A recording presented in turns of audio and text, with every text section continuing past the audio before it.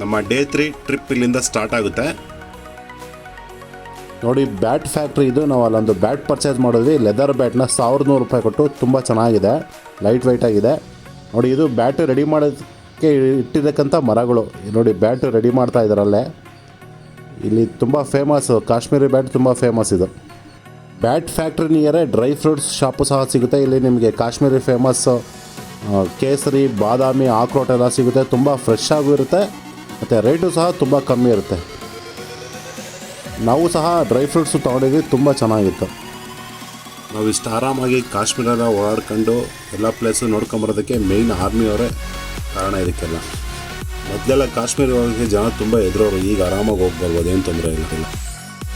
ಆರ್ಮಿಯವರ ಕಾನ್ವೆಗಳು ಹೋಗ್ತಿದೆ, ನೋಡೋದಕ್ಕಂತೂ ತುಂಬ ರೋಮಾಂಚನವಾಗಿರುತ್ತೆ ಈ ಸೀನ್ನ. ಕಾಶ್ಮೀರಲ್ಲಿ ಆರ್ಮಿಯವ್ರು ನೋಡೋದಕ್ಕೆ ತುಂಬ ಹೆಮ್ಮೆ ಅನಿಸುತ್ತೆ. ಅಲ್ಲಿ ನಮಗೋಸ್ಕರ ಎಷ್ಟೆಲ್ಲ ಕಷ್ಟಪಡ್ತಾರೆ ಅಂದರೆ ಅವರು, ಆರ್ಮಿಯವ್ರಿಗೆ ಹ್ಯಾಟ್ಸ್ ಆಫ್ ಮಾತ್ರ. ನೋಡಿ ಇದೇ ಪುಲ್ವಾಮಾ ಹೈವೇ.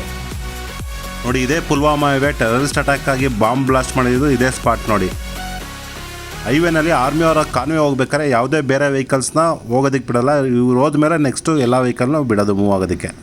ನೋಡಿ ಇದು ಆಪಲ್ ಮರ. ಆ್ಯಕ್ಚುಲಿ ನಾವು ಹೋದಾಗ ಇಲ್ಲಿ ಆಪಲ್ ಅನ್ಸೀಸನ್ನು, ಕೆಲವೊಂದು ಕಡೆ ಮಾತ್ರ ಇತ್ತು, ಮತ್ತು ಜಾಸ್ತಿ ಎಲ್ಲ ಇನ್ನೂ ಮರಗಳು ಆಗ ಹೂವು ಆಗ್ತಾಯಿತ್ತು.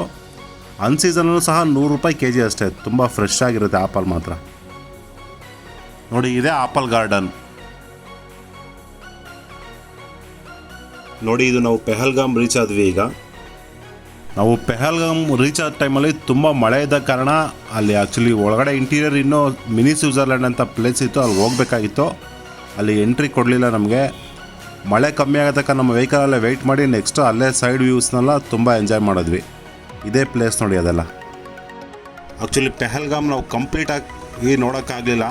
ರೀಸನ್ ಅಂದರೆ ಮಳೆ ಜಾಸ್ತಿ ಇರೋದ್ರಿಂದ ಅಲ್ಲೆಲ್ಲ ಗುಡ್ಡ ಕುಸಿತ ಮತ್ತು ಐಸು ಸ್ಲೈಡ್ ಆಗೋದೆಲ್ಲ ತುಂಬ ಡೇಂಜರ್ ಇರುತ್ತೆ. ಹಾಗಾಗಿ ಅಲ್ಲೆಲ್ಲ ಹೋಗೋಕ್ಕೆ ನಮಗೆ ಅವಕಾಶ ಆಗಲಿಲ್ಲ.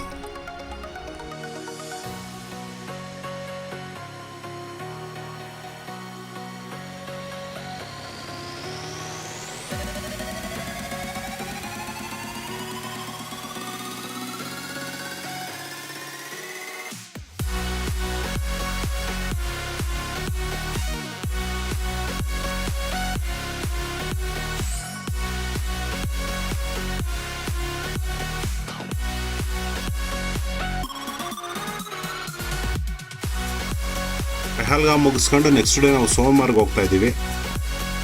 ಸೋನ್ಮಾರ್ಗ್ ಅಂತೂ ತುಂಬ ಚೆನ್ನಾಗಿದೆ. ಅದು ನೆಕ್ಸ್ಟ್ ಭಾಗದಲ್ಲಿ ಹಾಕ್ತೀನಿ. ವಿಡಿಯೋ ನೋಡಿದ ಎಲ್ಲ ವೀಕ್ಷಕರಿಗೂ ಧನ್ಯವಾದಗಳು. ನೆಕ್ಸ್ಟ್ ವಿಡಿಯೋನು ಮಿಸ್ ಮಾಡಿದ್ರೆ ನೋಡಿ.